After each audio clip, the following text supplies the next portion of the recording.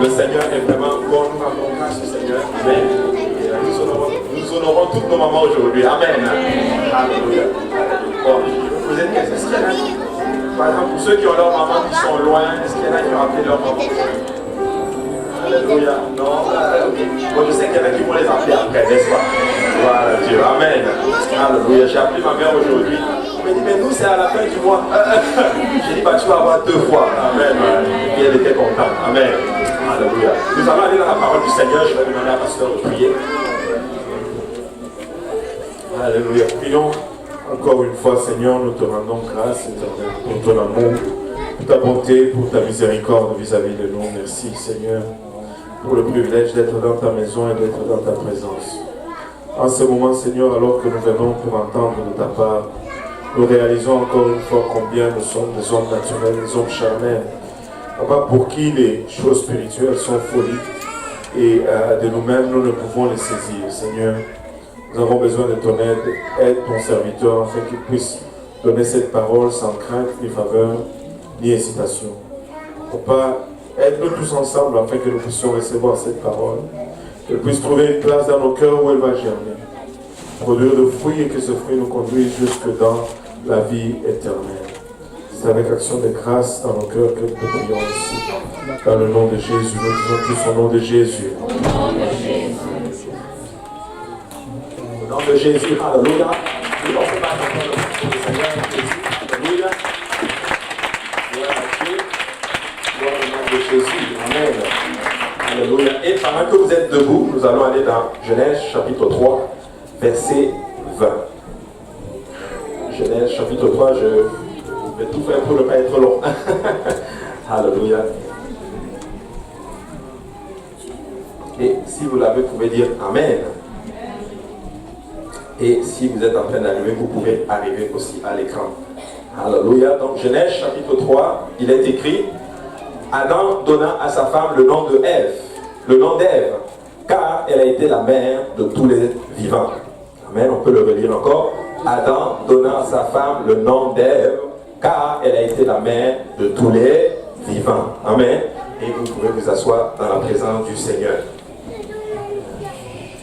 Alléluia. Je me disais que le pasteur allait prêcher, mais en même temps je me disais prépare-toi parce qu'on ne sait jamais. Et il m'a appelé pendant que je me préparais justement vers minuit 15 comme ça. J'étais en train de travailler et le Seigneur est bon. Amen.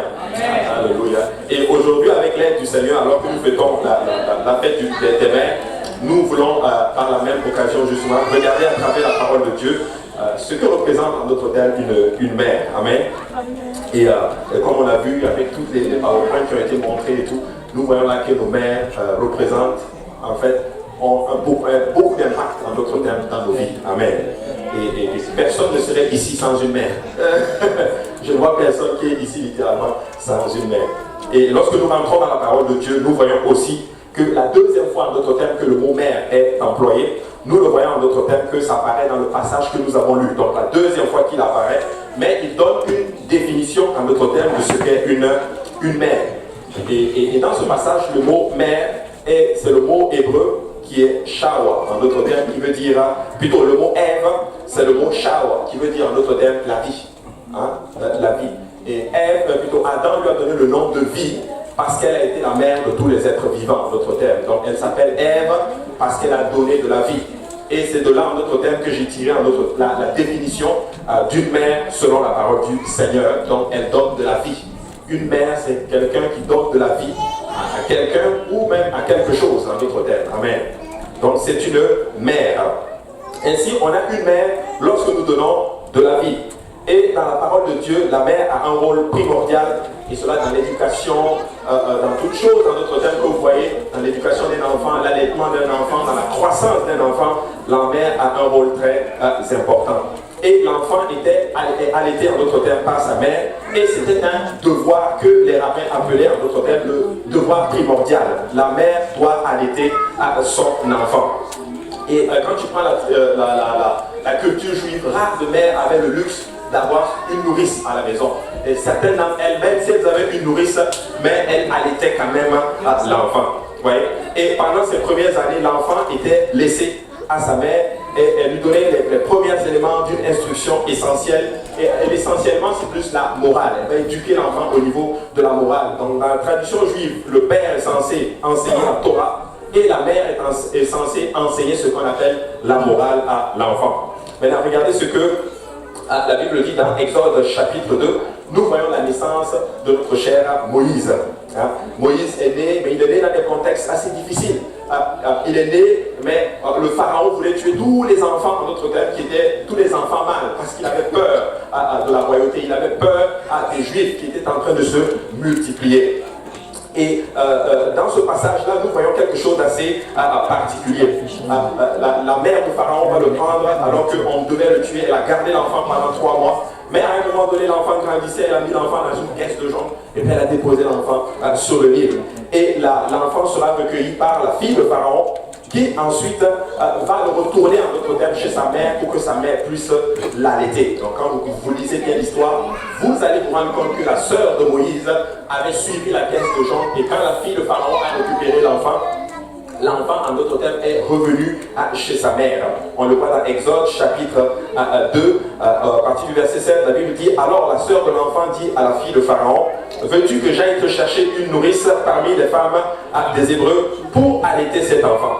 Va, lui répondit la fille de Pharaon, et la jeune fille alla chercher la mère de l'enfant. Donc elle n'est pas allée chercher notre nourrice, elle est allée chercher la mère de l'enfant. Et la fille du pharaon lui dit, emporte cet enfant et allaite-le-moi, je te donnerai ton salaire. La femme prit l'enfant et l'allaita. Quand il eut grandi, elle l'amena à la fille de pharaon et il fut pour elle comme un fils. Elle lui donna le nom de Moïse, car, dit-elle, je l'ai retiré des eaux. Alors moi je suis toujours frappé, vous voyez, le nom Moïse, c'est la fille de pharaon qui l'a nommé ainsi. Maintenant, je ne sais pas quel est son nom juif. Tu sais, quand on va aller au ciel, on va demander peut-être à la mère, finalement, c'était quoi réellement son nom en tant que juif? Parce que je suis sûr que l'enfant avait un nom en tant que juif. Mais le nom Moïse que nous voyons dans les Écritures, c'est le nom qu'il a hérité de la fille de Pharaon. Mais on sait une chose, c'est qu'au foyer maternel, Moïse, elle va rester sous l'éducation de ses parents. Et l'enfant va grandir dans l'éducation juive. Plus tard, il va être dans le palais de Pharaon, la fille de Pharaon va l'élever. Il avait Moïse dans toute la sagesse des Égyptiens. Il avait tout, il avait la richesse, il avait le pouvoir, il avait tout ce qu'un homme peut désirer. Il a eu l'éducation que, il a probablement été dans les plus grosses universités à l'époque. Probablement qu'il était à Harvard, par exemple. J'essaie de ramener ça à notre temps pour qu'on puisse comprendre. Mais cet enfant, en d'autres termes, a grandi dans toute la richesse qu'une personne pourrait désirer. Maintenant, une question pourrait se poser en d'autres termes. Laquelle des deux éducations va perdurer? Parce qu'il a vécu juste quelques temps chez sa mère, mais il a vécu le restant de son adolescence et de sa vie adulte chez Pharaon. Laquelle des deux éducations va perdurer, va prévaloir, si on peut je sais pas comment on dit, va gagner en d'autres termes. Et ces quelques années passées à la maison avec sa propre mère, a sans doute influencé la vie de notre cher Moïse.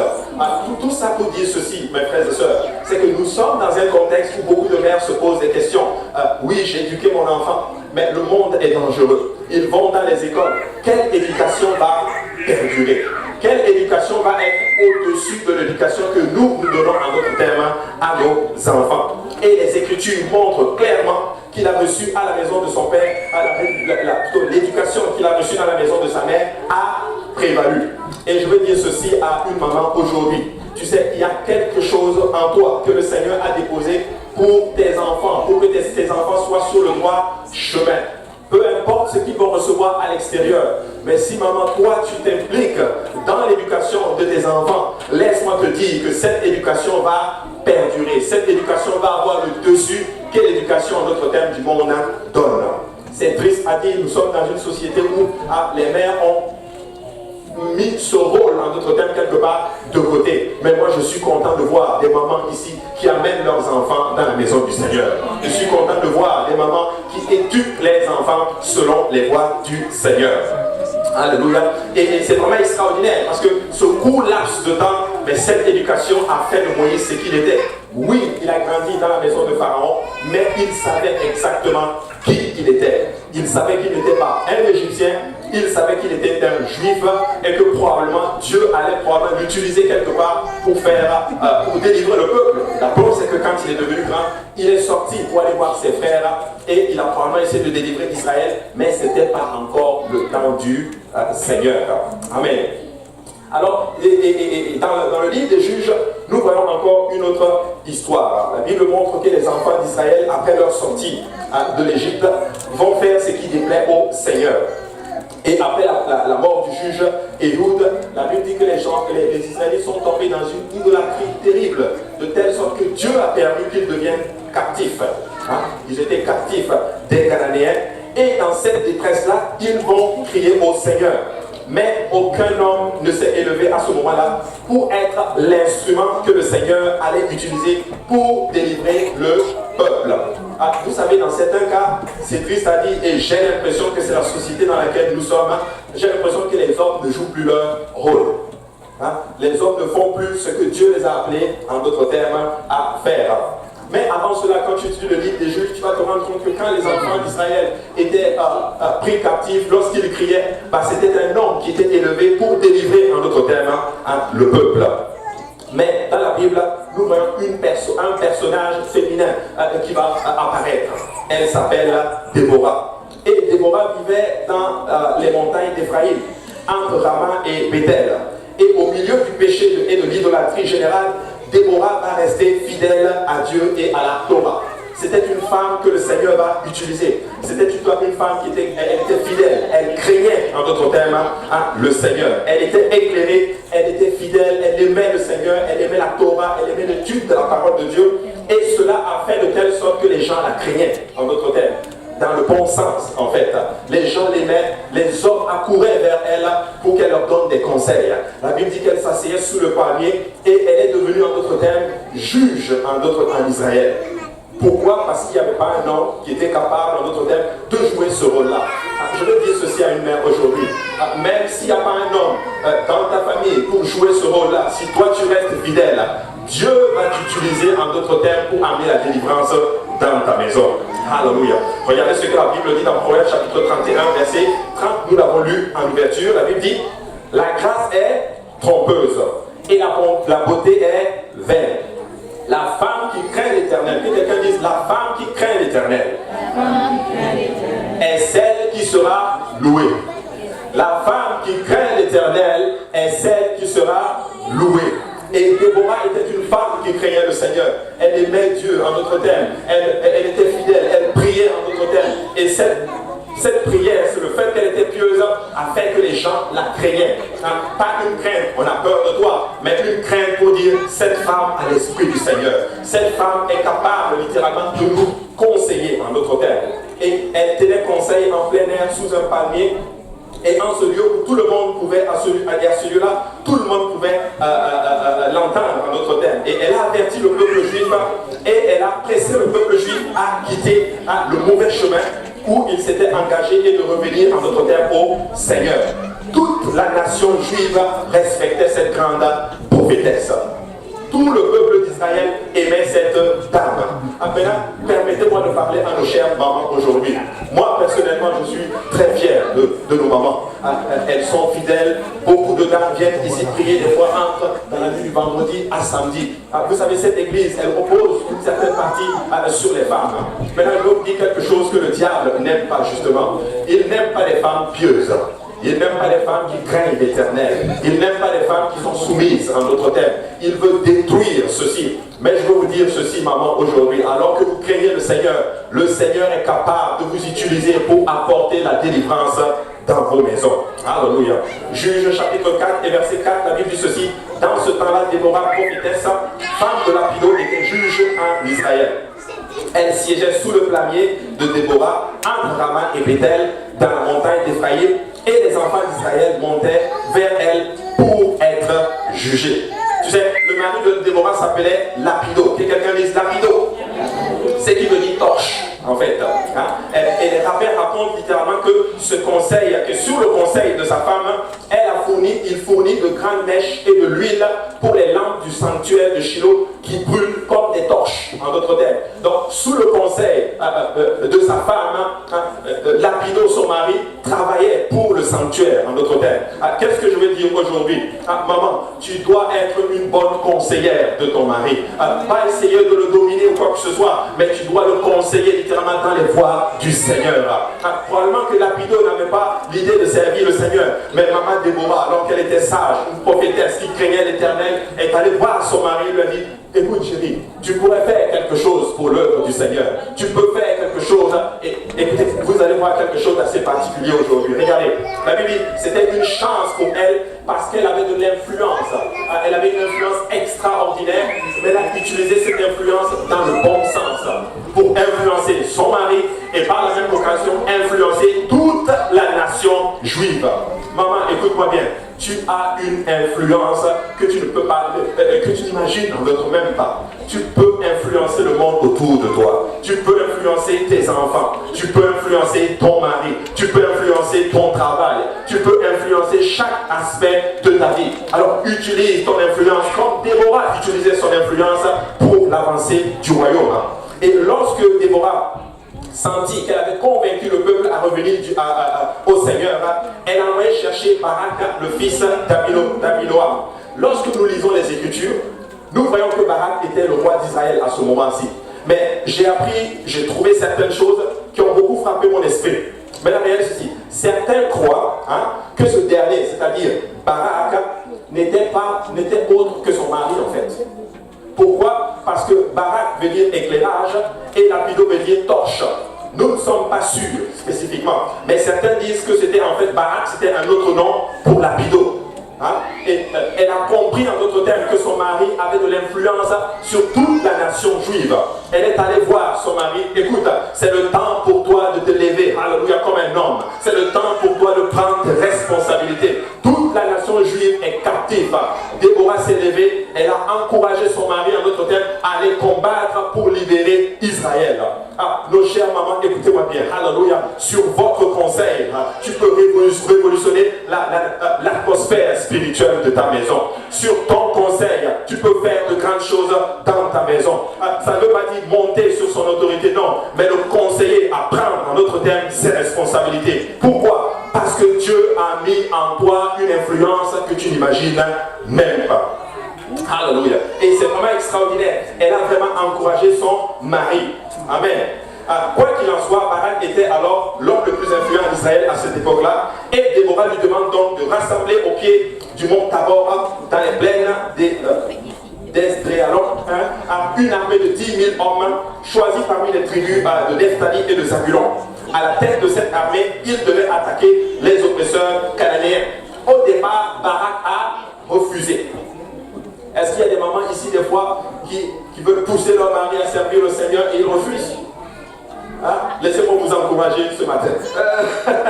Même s'il refuse, c'est pas grave. Continue à l'encourager. Continue à le pousser à servir le Seigneur. Parce que l'influence que Dieu a mis en toi finira à un moment donné, alléluia, à prévaloir. Pourquoi? Parce que Dieu t'a suscité pour un temps comme celui-ci pour impacter l'atmosphère spirituelle. Certes, il a refusé, mais laissez-moi vous dire une chose. Déborah va lui dire ceci: parce que tu as refusé, plutôt, il refuse, mais il dit ceci: moi je n'irai pas si toi tu ne viens pas avec moi. Pourquoi? Parce qu'il a vu qu'en cette dame, il y avait une sagesse. En cette dame, il y avait la crainte de l'Éternel. Dans cette dame, il y avait l'onction du Seigneur en d'autres termes. Il dit: non, je n'irai pas si toi tu ne viens pas avec moi. Pourquoi? Parce qu'à ce moment-là, probablement que Barak devait jouer pas son rôle. Mais écoute-moi bien, maman. Dieu a mis une onction sur toi. Femme, alléluia, de l'église de l'Est, maman de l'église de l'Est, il y a une onction sur vous. Utilisez-la pour la gloire du Seigneur. Priez pour votre église, priez pour vos enfants, priez pour votre atmosphère spirituelle et Dieu va faire de grandes choses. Alléluia. Et là, finalement, effectivement, Déborah va lui dire: ok, je viendrai avec toi, mais tu comprendras ceci, la gloire reviendrait à une femme. La gloire reviendrait à une femme. Qu'est-ce que je veux dire ceci? C'est que si dans ta maison, l'homme ne joue pas son rôle, maman, laisse-moi te dire, toi, lève-toi et continue juste à servir le Seigneur. Continue à marcher dans la crainte de l'Éternel. La délivrance viendra certainement à travers toi. Effectivement, le roi Sisera, qui était le roi des Cananéens, sera vaincu par une femme qui s'appelle Yaël. Dans Juge chapitre 4, verset 21, la Bible dit, Yaël, femme de Hébéra, saisit un pieu de la tente, prit Amel le marteau, s'approcha de lui doucement et lui enfonça dans la tempe le pied qui pénétra en terre. Il était profondément endormi et accablé de fatigue et il mourut. Comme Barak poursuivit Sisera, Yaël sortit à sa rencontre et lui dit, viens, je te montrerai l'homme que tu cherches. Il entra chez elle et voici Sisera était étendu, mort, le pied dans la tempe. En ce jour, Dieu humilia Jabin, roi de Canaan, devant les enfants d'Israël. Et la main des enfants d'Israël s'appesantit de plus en plus sur Jabin, roi de Canaan, jusqu'à ce qu'ils eussent exterminé Jabin, roi de Canaan. Donc nous voyons là que à travers une femme, la délivrance est arrivée en Israël. Femme, ne te néglige pas. Femme, ne pense pas que tu ne peux rien faire. Tu peux faire quelque chose à ton niveau. Pourquoi je parle de Déborah dans cette histoire? Parce que dans son cantique de célébration, Déborah déclare une phrase assez extraordinaire. Elle dit ceci. Juge chapitre 5, verset 7, la Bible dit, les chefs étaient sans force en Israël, sans force quand je me suis élevé, moi, Déborah, quand je me suis élevé comme une mère en Israël. Elle dit ceci, les chefs étaient sans force en Israël. Peuple de Dieu, même si dans ta maison, maman, l'homme ne sert pas, ton mari ne sert pas le Seigneur, même si dans la maison, les choses ne vont pas comme toi tu veux, toi, élève-toi comme une mère. Élève-toi littéralement, fais le travail du Seigneur, marche dans la soumission, marche dans l'honnêteté, marche dans la crainte de l'Éternel, et la délivrance viendra certainement. Au verset 8, il dit ceci, il avait choisi de nouveaux dieux, parlant d'Israël. Alors la guerre était aux portes, on ne voyait ni bouclier, ni lance chez 40 000 en Israël. Israël qui était cette nation où les hommes étaient censés s'élever et protéger la nation. Personne ne s'est élevé, mais il y a eu une maman qui s'est élevée comme une mère. Et je vais vous dire pourquoi elle emploie le mot de mère. Pourquoi? Parce qu'une mère donne de la vie en d'autres termes. Israël était sous la domination de l'ennemi. Israël était mort au péché littéralement. Et les Cananéens étaient sous l'ordre, les contrôlait spécifiquement. Mais je vais vous dire quelque chose, mes frères et sœurs. Il y a une mère qui s'est levée et elle va donner un nouvel espoir à Israël pour leur dire, oui, vous n'êtes pas mort. Vous pouvez vous rébeller contre le péché. Maman, laisse-moi te dire, c'est le temps pour toi de te rébeller contre l'ennemi qui trouble ta famille. Je sais qu'il y a des femmes ici dont ça ne va pas à la maison. Des mamans, vous regardez vos enfants à la maison, ton mari devient un rebelle comme pas possible. C'est le temps pour toi de te lever comme une mère. C'est le temps pour toi de te lever et de tenir ferme au Seigneur et de dire, je vais faire le travail du Seigneur, je marcherai dans la crainte de l'Éternel. Mais si tu marches autrement, laisse-moi te dire que par ton concours, tu vas causer la perte de ta maison. Mais moi, je rends grâce à Dieu pour les mamans qui sont là. C'est les mères qui s'élèvent, alléluia, dans leur maison. C'est les mères qui s'élèvent dans une société, alléluia, où le monde dit non, non, non, non, tu n'as pas besoin d'aller à l'église. Tu perds ton temps, reste à la maison, va travailler, faites ces choses. Écoutez, n'écoutez pas le monde, élevez-vous comme une mère, alléluia, dans un monde comme celui-ci. Alléluia. Maintenant, tout d'abord, elle marche dans la soumission. Et quelqu'un dit la soumission. Oh, alléluia. Ça, c'est un mot qu'on n'aime plus entendre de nos jours. La soumission. On va parler un peu, je vais parler un peu de la soumission. Rappelez-vous que la maman, comment elle s'appelle, Déborah, elle n'est pas allée, elle ne s'est pas élevée. Dire, ok, bon, comme il ne fait pas son travail, je fais ça pour réveiller certains et attirer l'attention de certains. Sisera, moi je viendrai combattre contre toi. Non, elle n'a pas fait ça. Elle n'a pas fait ça. Il y avait une autorité en place. Et cette autorité, c'était le roi Barak. Même si moi je pense que c'était son mari. Maintenant, je peux peut-être me tromper, c'est pas grave. Je vais quand même aller au ciel. Je t'ai baptisé au nom de Jésus, au nom du Saint-Esprit. Et je fais mon mieux pour vivre pour le Seigneur. On va quand même aller pour le Seigneur. Mais regardez ceci. Elle a marché dans l'autorité. Pour dire ceci, maman, tu veux avoir la victoire, marche dans la soumission à l'autorité que le Seigneur place. Alléluia. Même s'il est déchu, tu dois aller voir, lui dire, ok, bon, c'est le temps, tu dois servir le Seigneur. Tu dois faire la volonté du Seigneur. Elle a marché dans la soumission. Et vous savez quoi? Barak a finalement pris les soldats et il est allé combattre. Écoutez-moi bien. Beaucoup de mères, malheureusement, n'arrivent pas à avoir la victoire. Pourquoi? Parce que oui, tu as envie qu'ils servent le Seigneur. Oui, tu veux qu'ils servent. Tu as la bonne doctrine, tu as toutes ces choses. Mais parce que tu ne marches pas selon les principes divins, ça fait que quand tu pries, même quand tu fais toutes ces choses, tu n'arrives pas à avoir la victoire. Je suis en train d'enseigner aujourd'hui à l'église de l'Est pour dire que nous sommes différents. Nos mères sont différentes. Et lorsque nous allons prier, nous allons avoir la victoire. Il y a des mères ici qui ont commencé à marcher dans la soumission, qui ont commencé à marcher dans les principes du Seigneur. Leurs maris viennent dans la maison du Seigneur aujourd'hui. Leurs maris commencent à... peut-être qu'on n'a pas encore totalement la victoire, mais laissez-moi vous dire, alors que nous marchons dans la victoire, comme Déborah et Israël a eu la victoire sur les Cananéens, tu vas avoir une victoire totale. Non une victoire partielle. C'est pas aujourd'hui il est venu à l'église. Demain, il n'est pas venu à l'église. Non, il va commencer à venir à l'église tous les jours. Tes enfants vont commencer à servir le Seigneur. Même s'ils sont agités, ils vont commencer à se calmer un peu. Parce que toi, tu marches selon les voies du Seigneur. Alléluia. Maman, marche dans la soumission. Que quelqu'un dise la soumission. Alléluia. Tu sais, quand l'homme ne joue pas son rôle, le mot père dans la Bible, c'est le mot ab. Ab, c'est le pas vie. Ab, c'est le mot chef. C'est le mot chef. Mais s'il ne joue pas son rôle de chef, Dieu va t'élever en notre terme pour jouer ce rôle-là et amener en notre terme la victoire dans ta maison. Et la troisième famille, plutôt la troisième femme que je vais évoquer aujourd'hui, je vais m'arrêter là avec elle, c'est Anne. Que quelqu'un dise Anne. On le voit dans 1 Samuel chapitre 1, verset 1, la Bible dit: il y avait un homme de Ramathaïm, Sophaïm, de la montagne d'Ephraïm, nommé Elkana, fils de Jéroam, fils d'Éhu, fils de Tohu, fils de Souf, Ephratien. Il avait deux femmes, dont l'une s'appelait Anne et l'autre Pénina. Pénina avait des enfants, mais Anne n'en avait point. Chaque année, cet homme montait à sa ville, de sa ville à Shiloh, pour se prosterner devant l'Éternel des armées et pour lui offrir des sacrifices. Là se trouvaient les deux fils d'Élie, Ophni et Phiné, sacrificateurs de l'Éternel. Le jour où Elkana offrait son sacrifice, il donnait des portions à Pénina, sa femme, et à tous les fils et à toutes les filles qu'il avait d'elle. Mais il donnait à Anne une portion double, car il aimait Anne, que l'Éternel avait rendue stérile. Anne, c'est vraiment pour moi une maman extraordinaire. C'est une de mes personnages, si on peut dire une personnage favorite dans la Bible. Anne était stérile, mais Pénina avait des enfants. Mais la Bible dit spécifiquement, une était abattue, une était triste, mais l'autre était contente.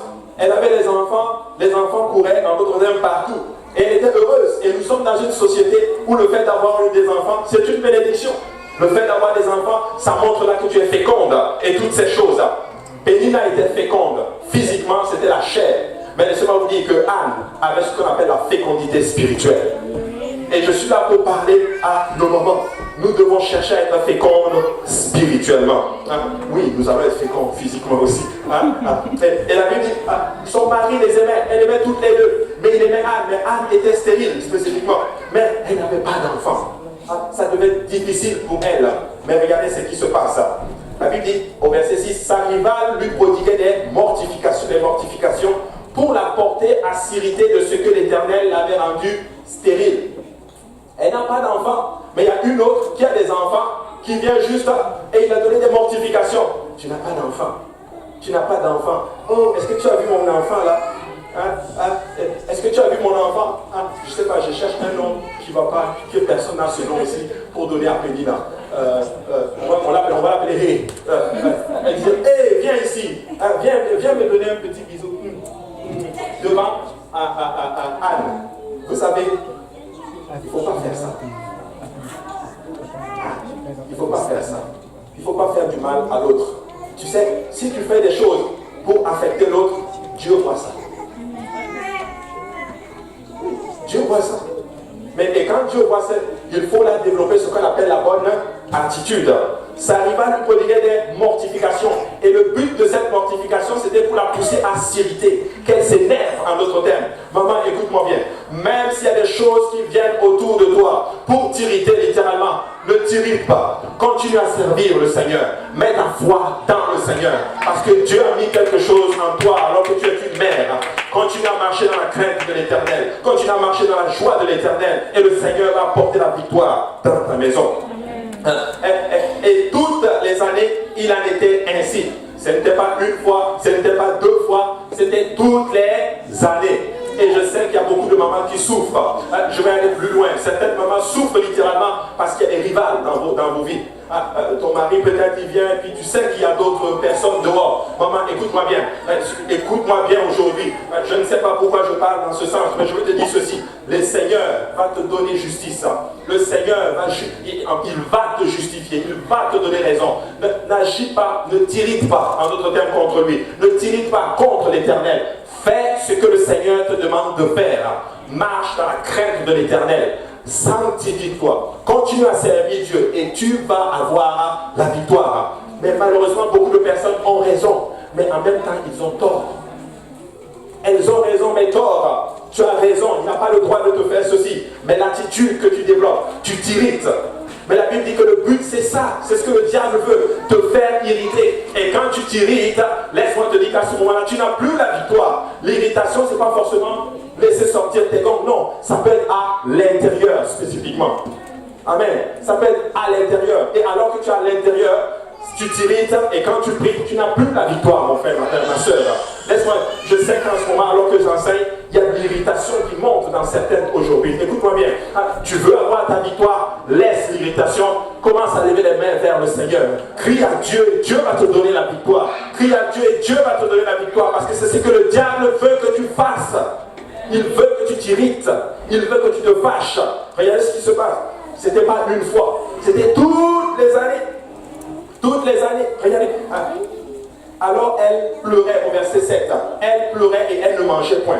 Elkana, son mari, lui disait: Anne, pourquoi pleures-tu et ne manges-tu pas? Pourquoi ton cœur est-il attristé? Est-ce que je ne vaux pas pour toi mieux que 10 fils? Anne se leva après que l'on eut mangé et bu à Shiloh. Le sacrificateur Élie était assis sur un siège près de l'un des poteaux du temple. Écoutez, la première année, Pénine arrivait, puf, mortification. La deuxième année, elle venait, puf, mortification. Et voici le point que vous devez retenir, maman. Malgré les mortifications, ça n'a pas empêché Anne de monter à la montagne de l'Éternel. Chaque année, elle montait servir le Seigneur. Écoute-moi bien, même si tu viens à l'église et que tout le monde te donne des mortifications, n'arrête pas de servir le Seigneur. Continue à venir dans l'église. Continue à venir à l'église et Dieu va te donner la victoire. Beaucoup d'entre nous, oh, moi je suis allé, ma rivale m'a donné des mortifications, c'est correct, j'arrête. Je ne prie plus. Je ne sers plus le Seigneur. Je ne fais plus toutes ces choses. Non, ne fais pas ça. Continue à monter à la montagne de l'Éternel parce que tu es en train d'arracher ta victoire. Regardez, elle a mangé. Elle était tellement mortifiée qu'elle n'arrivait même plus à manger. Pourtant, moi, j'aime manger. Est-ce qu'il y a des gens ici, des fois, c'est chaud pour toi, tu es tellement abattu. Maman, tes pensées sont tellement attaquées, tu ne manges même plus. Beaucoup d'entre elles ont perdu beaucoup de poids, juste parce que vous pensez beaucoup. Bon, d'autres prennent le poids sous le poids des pensées. D'autres perdent le poids sous le poids des pensées. Mais je vais te donner une bonne nouvelle aujourd'hui. C'est le temps pour toi d'être heureuse dans le Seigneur. Garde ta joie dans le Seigneur. Ne te laisse pas abattre parce que c'est ce que l'ennemi veut que tu fasses. Il veut que tu sois abattu. Anne se leva après que l'on eut mangé et bu à Shiloh. Le sacrificateur Élie était assis sur un siège près de l'un des poteaux du temple de l'Éternel. Et l'amertume dans l'âme, elle pria l'Éternel et versa des pleurs. La Bible dit qu'il y avait de l'amertume dans son âme. Mais malgré l'amertume dans l'âme, elle est venue prier. Et là, je vais vous dire ce qui se passe maintenant avec la nouvelle génération de maman. C'est ceci. Tu es venu à l'église. Avant de venir à l'église, tu as fait, ça ne va pas. Il y a des problèmes et toutes ces choses. Mais on prêche la parole du Seigneur. Le pasteur m'a dit, venez à l'hôtel. Et maman m'a dit, non, aujourd'hui je ne me sens pas bien. Je ne veux pas venir à l'hôtel. Et si tu venais à l'hôtel et que tu te mets à genoux, tu dis, Seigneur, regarde ma souffrance. Je veux que tu me donnes la victoire. Et vous savez quoi? Nous perdons de victoire dans ces cas-ci. Dieu m'a montré quelque chose. Alors que quand je subis quelque chose comme une sorte d'injustice, moi je prends ça comme une excuse pour gagner des batailles. Je prends ça et j'amène ça devant le Seigneur. Je dis, Seigneur, regarde, à cause de ça, je veux que tu me donnes la victoire sur telle chose. Et je vous dis, Dieu me donne toujours la victoire. Mais toutes les fois où je me suis élevé pour essayer de me justifier et trouver quoi que ce soit, peuple de Dieu, j'ai toujours perdu. Le dommage a toujours été difficile. Ça a toujours été des problèmes et des problèmes. Mais c'est ce que le diable veut, parce que le diable sait que dans ton état faible et humiliante, lorsque tu cries au Seigneur, le Seigneur te donne la victoire. Alors qu'est-ce qu'il fait? Il va susciter une certaine rébellion contre l'Éternel en toi, en d'autres termes. Et tu n'auras plus envie de servir le Seigneur. Tu es abattu, tu es juste assis. Viens à l'autel. Non. Prie. Non. Va dans la maison du Seigneur. Non, tu ne le fais pas. Tu es en train de perdre des batailles. Mais je suis content de voir des mamans qui sont résolues à ne plus perdre leur bataille. Peu importe ce que Pénina va faire, nous allons venir dans la maison du Seigneur. Peu importe ce que Pénina va faire, Anne, continue à marcher dans le Seigneur. Même s'il y a de l'amertume dans ton âme, prie à l'Éternel qui va te donner en d'autres termes la victoire. Alléluia. Anne partait, la Bible dit, comme elle restait longtemps en prière devant l'Éternel, Élie observa sa bouche. Anne parlait dans son cœur et ne faisait que remuer les lèvres, mais on n'entendait point sa voix. Élie pensa qu'elle était ivre. Et il lui dit, jusqu'à quand seras-tu dans l'ivresse? Fais passer ton vin. Tout d'abord, les problèmes viennent de sa maison. Mais là, les problèmes viennent du pasteur. Oui, Élie était le sacrificateur, il était le pasteur. Elle était en train de prier. Elle est pieuse. L'amertume dans l'âme. Dans sa maison, on lui donne des mortifications. Et le pasteur vient dire, fais passer ton vin. Je connais certaines personnes, si on leur disait, fais passer ton vin. Moi, je ne viens plus jamais dans cette église. C'est même quel pasteur ça? Il n'est pas capable de discerner que je suis en train de prier. Fais passer ton vin. Mais Anne ne s'est pas fâchée. Écoute-moi bien, Dieu permet souvent certaines situations pour que le vrai toi sorte. Moi, je suis convaincu par quelque chose. Ce qui est en toi va finir par sortir avec le temps. S'il y a du bon en toi, ça va finir par sortir avec le temps. Mais s'il y a du mauvais en toi, ça finira par sortir avec le temps. Et que peu importe les mortifications qui vont venir, qu'est-ce que tu veux? Veux-tu la victoire ou veux-tu juste rester encore dans ton problème? Si tu veux continuer dans la rébellion, continue. Vas-y. Mais laisse-moi te dire, si tu veux marcher dans la victoire du Seigneur, écoute, laisse ceci. Même si pasteur fait quelque chose qui ne te plaît pas, c'est pas grave. Seigneur, me voici ta servante. Seigneur, je veux la victoire. Je veux que tu sauves mon mari. Je veux que tu sauves mes enfants. Je veux que tu le fasses et Dieu va le faire. Pourquoi? Parce que le diable vole beaucoup de victoires aux enfants de Dieu. Le Seigneur m'a montré cela. Il m'a dit, beaucoup d'entre vous, vous n'avez pas la victoire parce que vous n'avez pas la bonne attitude. Écoutez, c'est le temps pour nous de nous humilier sur la main puissante de l'Éternel. Dieu veut nous bénir. Dieu veut apporter la victoire dans nos maisons. Mais peuple de Dieu, c'est le temps pour nous de dire, Seigneur, peu importe ce qui va se passer, nous allons te servir. Anne, c'est le temps pour toi, monte dans la maison du Seigneur. C'est pas grave cet homme-là qui fait chaud. C'est pas grave les problèmes financiers. Peu importe le problème. Monte dans la maison du Seigneur. Peu importe les mortifications qu'on t'a faites. Humilie-toi sur la main puissante du Seigneur. Il va te donner la victoire. Alléluia. Il va te donner la victoire. Il dit jusqu'à quand? Fais passer ton vin. Jusqu'à quand seras-tu dans l'ivresse? Au verset 15, Anne répondit, non mon Seigneur. Je suis une femme qui souffre dans son cœur. Je n'ai bu ni vin, ni boisson enivrante, mais je répandais mon âme devant l'Éternel. Oui, sa réponse est tellement humble.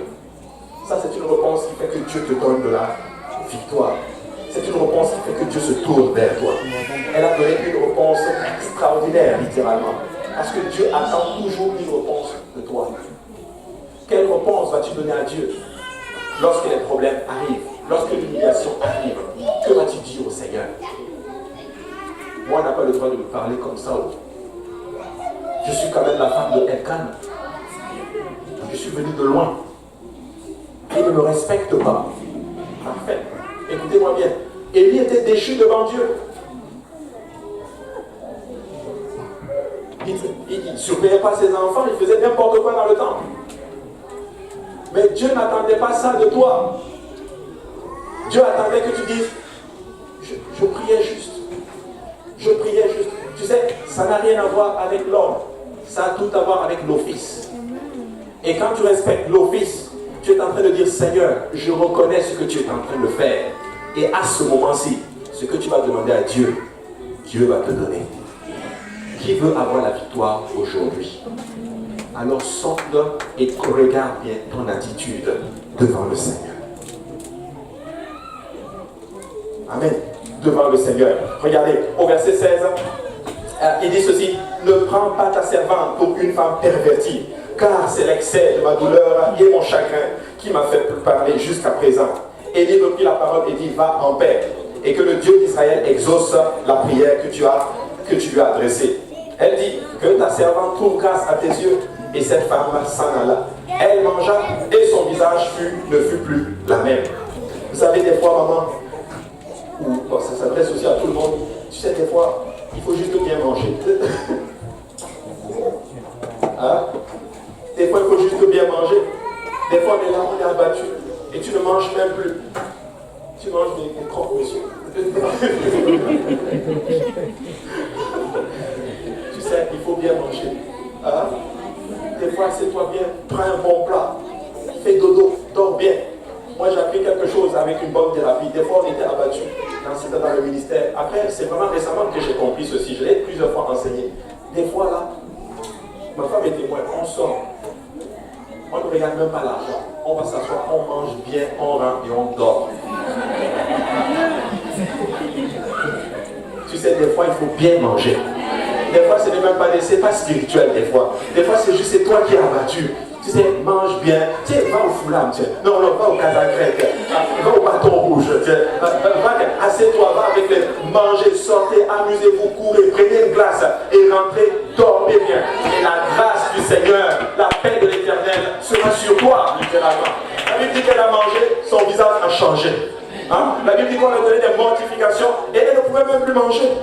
Hein? Tu sais ce que le diable veut? Que tu ne manges plus, que tu maigrisses.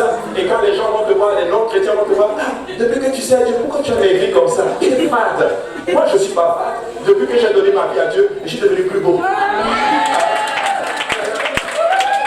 Alléluia. Et si toi tu n'es pas d'accord, il y en a qu'une qui est d'accord avec toi. Sur une multitude, alléluia, elle a regardé, elle a dit, non, c'est lui là. Alléluia. C'est lui là. Et je vais vous dire la preuve, c'est normal parce que avant qu'elle ne vienne, il y avait d'autres sœurs. Hein?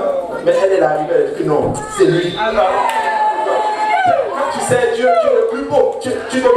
Il faut bien manger, mes frères et sœurs. Maman, lève-toi, alléluia, tu es belle, alléluia. Tu es la meilleure des mamans. Mange, sois heureuse littéralement. Et quand tu vas faire ceci, quand la paix de l'Éternel va être, tu vas prier avec plus de puissance. Tu vas prier avec plus d'onction. Écoutez, beaucoup de personnes, maman, vous avez une onction que les hommes n'ont pas. Les femmes sanctifiées. Parce qu'elles vont enseigner là-dessus. Vous pouvez prier, vous avez une autorité sur les anges que les hommes n'ont pas. Et le diable veut te fatiguer en d'autres termes. Et tu n'as plus la capacité et la puissance de prier avec beaucoup de puissance en d'autres termes. Et c'est ça qui fait que nous perdons souvent certaines batailles. Des fois, il faut juste être bien. Amen. Que quelqu'un dise être bien. Alléluia. Elle reprit en Genèse. Elle dit que ta servante trouve grâce à tes yeux. Et cette femme s'en alla. Elle mangea et son visage ne fut plus la même. Il se leva le bon matin et après s'être prosterné devant l'Éternel, il s'en retournait et revint dans la maison à Rama. Elkana connut sa femme, Anne sa femme, et l'Éternel se souvint d'elle. Dans le cours de l'année, Anne devint enceinte et elle enfanta un fils qu'elle nomma Samuel. Écoutez, l'enfant tant attendu est finalement arrivé. Pourquoi? Ça a pris des années de mortification, ça a pris une femme qui a développé une attitude, et ça a débloqué ce qu'on appelle le miracle. Et pourquoi? Parce qu'elle voulait devenir une mère. Écoute-moi, tu veux devenir une mère selon le Seigneur, voici la marche à suivre. Samuel est né, quand dit, je l'ai demandé à l'Éternel. Écoute, maintenant je ne sais pas qu'est-ce que tu demandes au Seigneur, maman. Mais laisse-moi te dire que si tu marches dans l'humilité avec le Seigneur, il va te donner Samuel. Son mari Elkana monta ensuite avec toute sa maison pour offrir à l'Éternel le sacrifice annuel et pour accomplir son vœu. Mais Anne ne monta point et elle dit à son mari, lorsque l'enfant sera sevré, je le mènerai afin qu'il soit présenté devant l'Éternel et qu'il reste là pour toujours. Tu sais, c'est ça la qualité d'une mère. Elle enfante pour donner à Dieu. Elle n'enfante pas pour elle. Elle enfante pour donner à Dieu. Elle consacre tout ce qu'elle enfante au Seigneur, à notre Père. Et là, elle voulut l'enfant, pas pour elle. Elle voulait l'enfant pour le Seigneur. Maman, laisse-moi te dire ceci. Ce que tu veux, il faut que ça soit pour le Seigneur. Pourquoi tu veux qu'il soit sauvé? Est-ce que tu veux qu'il serve le Seigneur? Parce qu'il y a d'autres personnes, lorsque l'homme commence à servir le Seigneur, ou du moins lorsque l'enfant commence à servir le Seigneur, elle ne sert plus le Seigneur. Lorsqu'il commence à être impliqué pour le Seigneur, eux ne veulent plus servir le Seigneur. Mais ce n'est pas notre cas. Amen.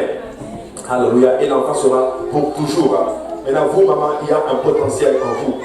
Votre persévérance fera naître quelque chose qui va impacter le monde. Samuel était le plus grand prophète, l'un des plus grands prophètes que Israël ait connu. Timothée était grec de par son père et il était juif de par sa mère. On pense littéralement que la piété qui était sur Timothée venait spécifiquement de sa mère. Son père était grec dans une société où il y avait beaucoup d'idolâtrie. Sa mère l'a beaucoup impacté. Pour dire maman ceci, nous comptons beaucoup sur vous. Nous comptons sur vous. À cause de vous, l'Église va avancer. À cause de vous, vos familles vont avancer. À cause de vous, le réveil va arriver. Alors j'aimerais vous encourager, maman. Marchez comme vous marchez. Continuez à servir le Seigneur. Continuez à venir dans la maison du Seigneur. Marche dans la crainte de l'Éternel, dans l'humilité, et Dieu va te donner la victoire. La Bible dit dans 1 Timothée chapitre 1, j'ai fini, on va se lever tous ensemble. 1 Timothée chapitre 1, versets 3 à 6.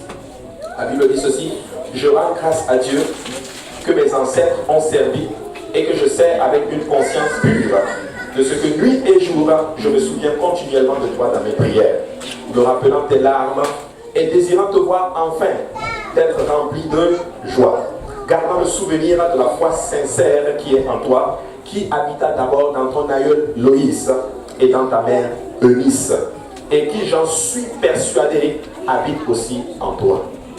Tu sais, on parle de Timothée, mais on ne parle pas de son père. On parle de Timothée, la piété qui était dans ta mère. Je suis convaincu que c'est aussi sur toi. Pour dire ceci, que la mère a un impact terrible dans ce qu'on appelle le spirituel de l'enfant. Alors maman, continuez à venir dans la maison du Seigneur avec vos enfants. Ne les laissez pas, venez avec eux dans la maison des enfants. Je sais que là c'est un peu agité, c'est normal. Je préfère ça, je vous assure, qu'ils le fassent hors de la maison du Seigneur. Amen. Amen. Ils sont agités pour le Seigneur. Nous ne savons pas qui c'est. Probablement que spirituellement, ils sont en train de donner des louanges à Dieu, des cantiques au Seigneur. Mais au temps convenable, l'onction qui coule sur nous va couler en notre terme sur eux. Maintenant, voici le point maintenant de la leçon d'aujourd'hui. Loïs veut dire agréable. Eunique, qui est la mère, veut dire béni par la victoire. Alors le but de tout ceci, c'est juste pour dire ceci. C'est que vous, maman, vous êtes bénis par la victoire. La victoire est entre vos mains. Alléluia. La victoire est entre vos mains. Peu importe, un père peut être bon. Mais peu importe la qualité d'un père, si la mère est bonne et que la mère fait son travail, je vous assure, l'enfant aura la victoire. Parce que le Seigneur a mis un potentiel sur la mère qui n'est pas sur l'homme. L'homme est censé juste être un chef, dirigé dans les voies du Seigneur. Mais il y a certaines choses qui viennent par la voie de la mère. Et il y a une mère que nous voulons aussi aujourd'hui honorer. Ce n'est pas une mère, comme vous voyez, une seule personne. C'est une mère spirituelle et elle s'appelle l'Église. L'Église est notre mère à tous. Et si vous voulez grandir, vous devez être dans l'Église parce que la mère est bénie par la victoire. Tu veux la victoire, tu dois être dans l'Église. Et pour entrer dans l'Église, c'est très simple. Tu peux te repentir de tes péchés. Tu peux être baptisé dans le nom de Jésus-Christ pour le pardon de tes péchés. Et tu vas recevoir le don du Saint-Esprit. Alléluia. Gloire à Dieu. Battons nos mains pour le Seigneur. Alléluia. Et je vais ouvrir cet hôtel. Amen. nous allons venir, alléluia, et nous allons prier. Et j'aimerais qu'on fasse quelque chose de particulier juste avant de venir à l'hôtel aujourd'hui, s'il vous plaît. Je ressens de faire quelque chose. Nous allons demander à toutes les mamans de venir devant. Je sais qu'on l'a déjà fait, mais je veux juste que toutes les mamans viennent devant.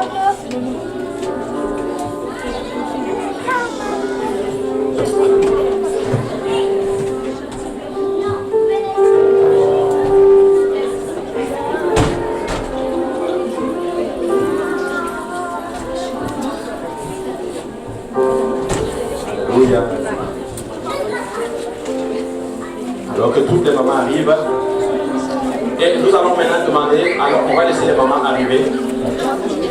Alléluia. Et après on va demander aux frères de venir par l'arrière. Et nous allons demander et nous allons prier pour nos mamans aujourd'hui. Alléluia. Et moi élever la main et nous allons prier à notre Père pour nos mamans. Qu'elles restent des mamans apostoliques. Amen. Maman apostolique.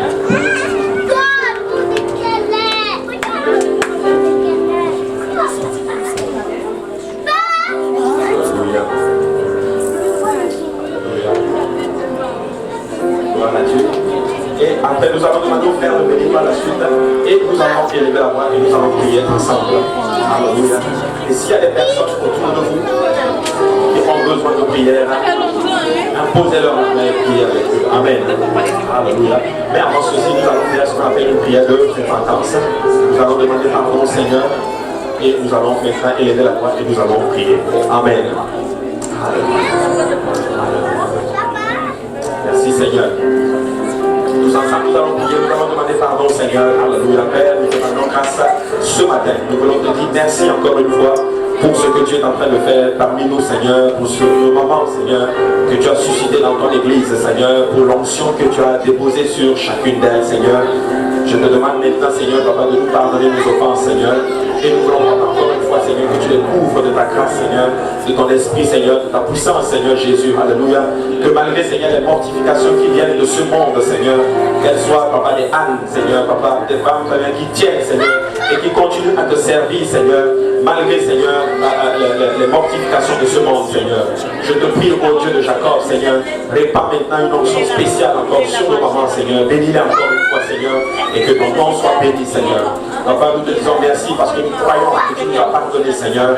Nous venons élever maintenant les mains pures devant toi, Seigneur. Que ton esprit tombe maintenant, alléluia, sur chacun de nous, Seigneur. Que ton nom soit béni, alléluia. Alléluia. Alléluia. Merci Seigneur. Oh, gloire à Dieu. Qu'est-ce que ça c'est beau ça. Gloire à Dieu. Alléluia. Maintenant, maman, nous allons faire quelque chose. Amen. Alors que nous avons demandé pardon, Dieu nous pardonne. Amen. Maintenant, nous allons élever la voix. Nous allons donner un cri de louange, un cri de victoire au Seigneur. Parce que n'oubliez pas ceci. Mais vous êtes bénis par la victoire. Maintenant, aujourd'hui, on ne va pas demander. On va crier un chant de victoire. Si tu crois que Dieu l'a fait, tu vas faire un cri de victoire.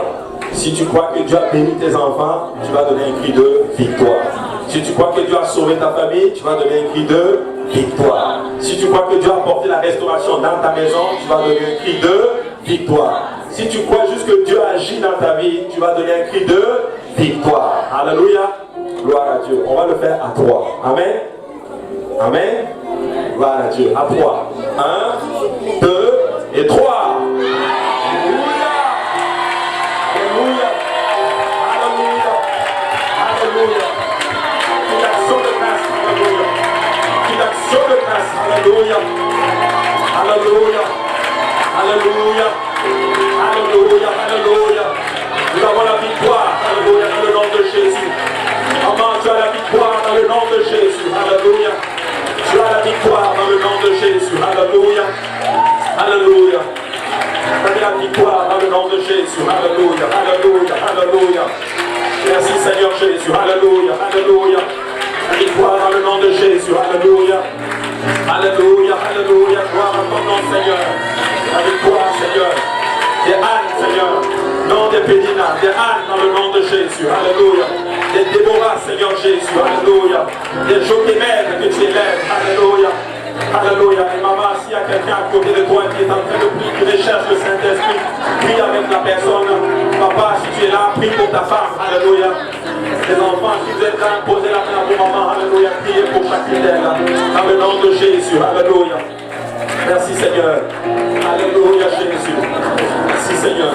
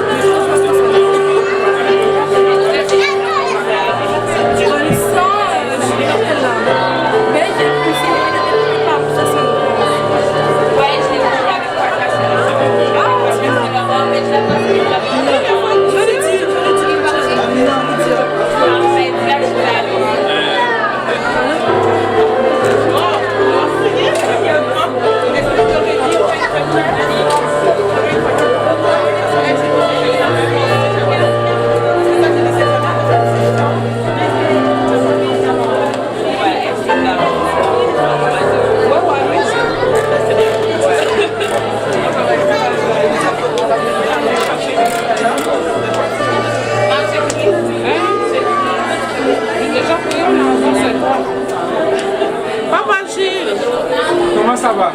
Ça va, oui. Bonne fête.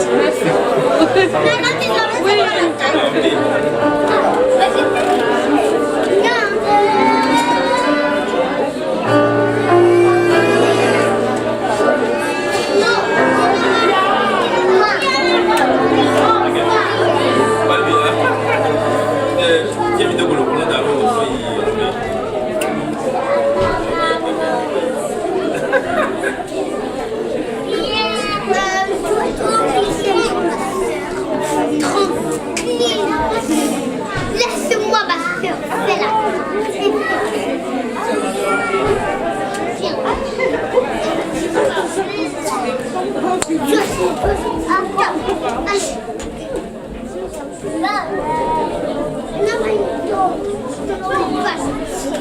Tu prends ma soeur.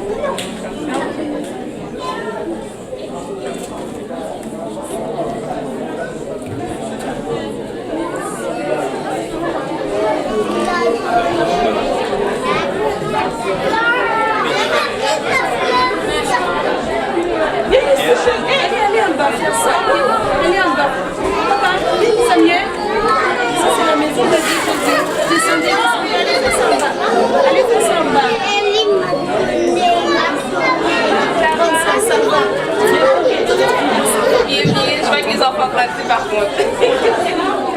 Comment ça va? Ouais. Maman, il y a pas de problème. Je suis là.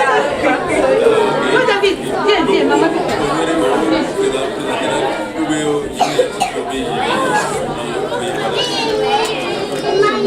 Juste pas la forme.